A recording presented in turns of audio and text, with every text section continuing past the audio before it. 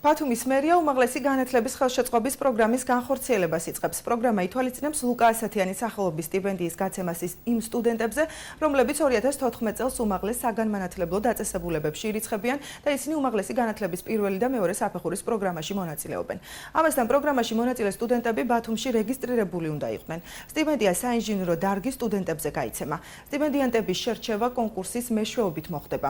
პროგრამის ფარგლებში 30 სტუდენტი დაფინანსდება, მათ შორის 18 ბაკალავრი, 12 მაგისტრანტი იქნება. სტიპენდიის ოდენობა 150-200 ლარს შეადგენს. პროგრამის პრეზენტაცია შოთა რუსთაველის სახელობის სახელმწიფო უნივერსიტეტში ბათუმის მერი გიორგი ერმაკოვი დაესწრო. მისი თქმით, პროგრამა მიზნად სტუდენტთა სტიმულირებას და მხარდაჭერას ისახავს.